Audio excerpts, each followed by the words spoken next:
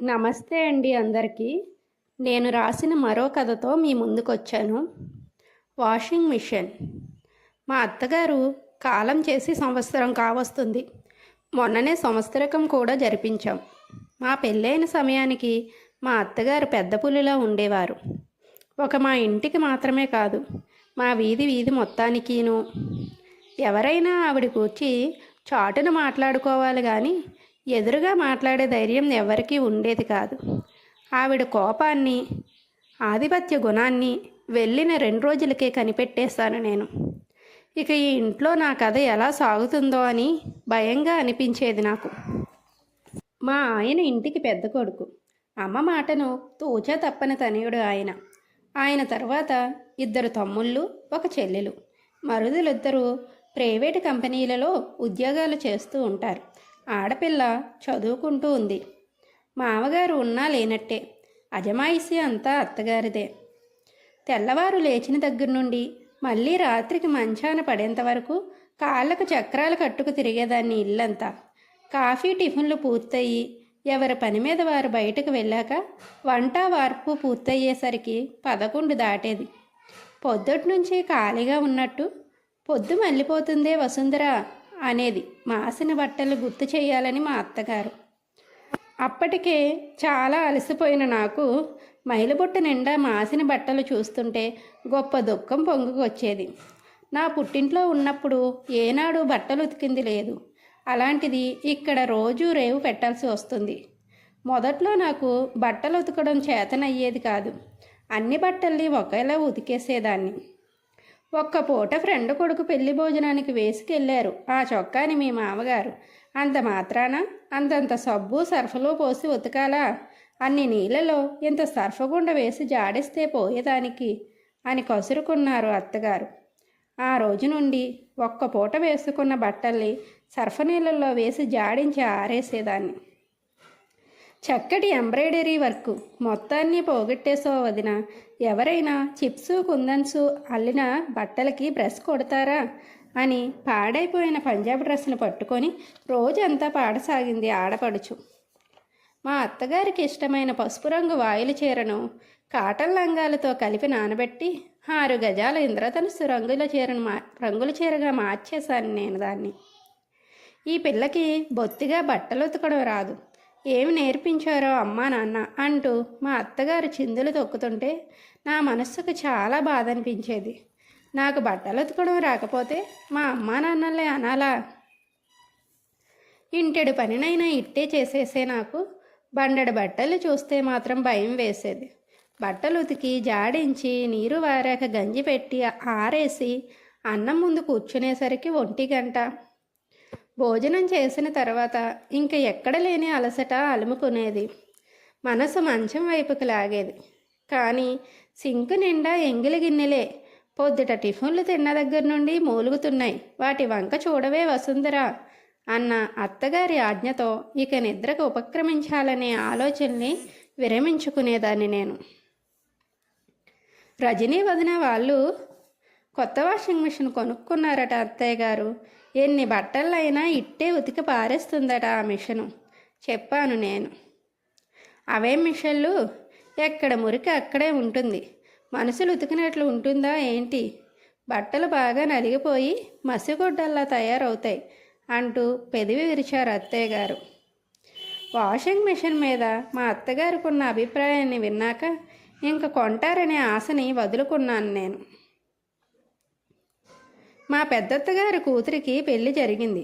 యానాల భోజనాలు పెళ్ళికొడుకు ఇంటి దగ్గర. ఇంటిల్లిపాది బయలుదేరాము. పెళ్లిసారి ముందు వ్యానులో వెళ్ళిపోయింది. జనాలను తీసుకెళ్లడానికి బస్సు బెత్తాయించారు. పెళ్ళికొడుకు ఇంటికి చేరుకున్నాక వ్యాన్లో నుండి సారెని దించుతున్నారు. సారెని చూడడానికి మా అత్తగారితో కలిసి నేను వెళ్ళాను. మంచం, బీరువా, సోఫాలు, ఫ్రిడ్జు, టీవీతో పాటు వాషింగ్ మిషన్ కూడా పెట్టారు ఆ పిల్లకి. అది చూసిన మా అత్తగారు, వాషింగ్ మిషన్ కూడా పెట్టాబట్టే పిల్లకి, చాలా మంచి పని చేసావు, పిల్లకి కష్టం లేకుండా. అయినా పిల్ల సుఖాన్ని కోరుకునే తల్లిదండ్రులు అన్నీ పెడతారు. కొంతమంది ఉంటారు, మా పిల్ల అత్తింట్లో ఏ పాటలు పడితే మాకెందుకు, మా చేతులు దులుపుకున్నామా లేదా అనుకుంటారు అన్నారు. మా అత్తగారి దెప్పపొడుపు మాటలు నన్ను ఉద్దేశించినవే అని నాకు బాగా తెలుసు. అయినా ఏ తల్లిదండ్రులైనా వారి కూతురు అత్తారింట్లో సుఖపడాలని అనుకుంటారు. ఇక పెట్టుబోతల విషయానికి వస్తే అది వారి స్తోమతను బట్టి ఉంటుంది. అయినా మా పుట్టింటి వారి స్తోమతను మించి నాకు పెట్టినా అవెప్పుడూ మా అత్తగారి కనుచూపులకు చిన్నవిగానే కనబడతాయి. చూస్తూ ఉండగా నేను 2 పిల్లల తల్లినయ్యాను. రెండోసారి కొడుకు పుట్టాడు నాకు. అందువల్లే మా అత్తగారి ముఖం కాస్త వెలుగుతుంది. పురుడైన 5 నెలలకి అత్తారింటికి వెళ్ళడానికి ముహూర్తం పెట్టారు. మా అమ్మ బీరువా నుండి ఒక మట్టి డిబ్బీని బయటికి తీసి నా పెళ్ళైన దగ్గర నుండి దాస్తుందట. అందులో డబ్బులు పగలగొట్టి చూస్తే 25,000 పైనే ఉన్నాయి. నీకోసమే దాచాను వసుంధర. పిల్ల పుట్టినప్పుడు కూడా ఏం పెట్టలేకపోయాను కదా అంది అమ్మ. నా కళ్ళల్లో ఆశ్చర్యానికంటే ఆశే ఎక్కువగా నిండుకుంది. అయితే వాషింగ్ మిషన్ కొనే అమ్మ. మా పెద్దమరిది పెళ్లిలో మా తోడుకోడలు కూడా తెచ్చుకుంది వాషింగ్ మిషను. వాళ్ళు కాపురమన్న అద్దింటికి పట్టుకుపోయింది. ఇంక రేపో మాపో మా ఆటపడుచు చిన్నీకు కూడా పెళ్ళైతే పెడతారు. నా ఒక్కదానికి లేదనిపించుకోవడం ఎందుకు అన్నాను. భలే దానివేలే, గొప్ప తెలివితేటలే నీవి. నేను 5 ఏళ్ళ నుండి కష్టపడి దాచిన డబ్బులతో వాషింగ్ మిషన్ కొంటావు? ఆడపిల్లతో ఉన్నావు. కొద్దిగా చొప్పున బంగారం అమర్చుకోకపోతే ఒక్కసారే కొనాలంటే ఎలా కొనగలవే అంటూ చివాట్లు పెట్టింది అమ్మ. నేను ఎంత చెప్తున్నా వినకుండా మా ఊరి కంసాలవాడి కొట్టుకెళ్ళి అరకాసు బంగారం ముద్ద కొని తెచ్చింది అమ్మ. అన్నయ్యకి పెళ్లి కుదిరిందని వాడి అత్తవారు ఆడబడుచు కట్నంగా 30,000 ఇస్తామన్నారని అమ్మ ఫోన్లో చెప్పినప్పుడు మరోసారి వాషింగ్ మిషన్ మీద మనసు కలిగింది నాకు. పెళ్లి మండపంలో 30,000 నా చేతిలోనే పెట్టినప్పటికీ మరుసటి రోజుకే మా ఆయనగారు జోబీలోకి వెళ్ళిపోయాయి ఆ డబ్బులు. ఇంటికి వచ్చాక డబ్బుల విషయం అడగ్గా, మీ అన్నయ్యకి బట్టలు ఉంగరం పెట్టి పెళ్లి కొడుకుని చేసావు కదా, ఆ ఖర్చులన్నీ అమ్మే చూసుకుంది. మరి ఈ డబ్బులు అమ్మకి ఇవ్వకపోతే బాగుంటుందా అని నిమ్మలంగా పలికిన మా వారి పలుకులు వాషింగ్ మిషన్ కొనాలని నా ఆశపై మరోసారి నీళ్లు జల్లేశాయి. మా ఆడపడుచు పెళ్లి కూడా జరిగిపోయింది. ఎందుకో ఉన్నట్టుండి మా అత్తయ్య గారి ఆరోగ్యం క్షీణించింది. ఇంటి పని వంట పనితో పాటు బరువు బాధ్యతలు కూడా నా నెత్తిన పడ్డాయి. చిన్నోడు ఇంకా పెళ్ళికున్నాడు. పెద్ద మరిది పెళ్లి జరిగాక కుటుంబాన్ని పట్టించుకోవడం మానేశాడు. వచ్చేపోయే ఆడపిల్ల. ఇంతలో అత్తగారి అనారోగ్యం. మా వారి ముఖంలో వెలుతురు లేదు. మా అత్తగారిని చాలా హాస్పిటల్స్కి తిప్పాము. చాలా మందులు మార్చాము. మా వారు రూపాయి నా చేతికి ఇవ్వడం మొదలుపెట్టాక నేను కొంత సొమ్ము దాయగలిగాను. కానీ మా వారి పరిస్థితిని చూసి దాచిన డబ్బులు మళ్ళీ మా వారికి ఇచ్చేశాను.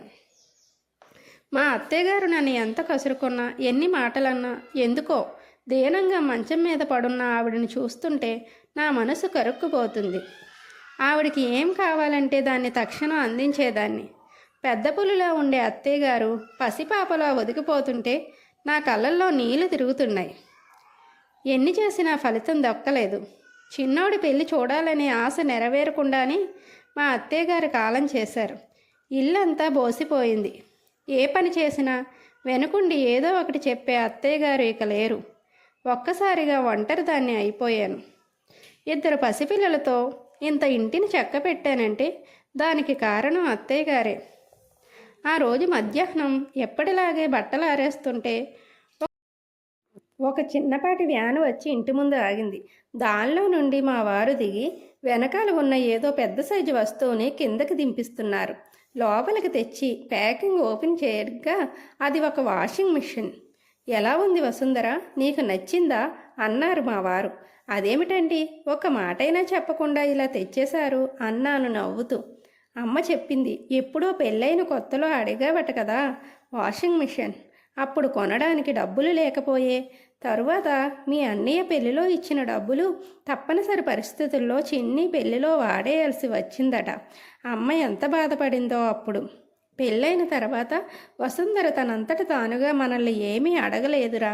పాపం బిడ్డ బండెడు బట్టలు ఉతకలేక వాషింగ్ మిషన్కి ఆశపడింది. అది కూడా కొనిపెట్టలేకపోయాను. ఏడాది నుండి మీ నాన్నగారి పెన్షన్ డబ్బులతో చిట్టి వేస్తున్నాను.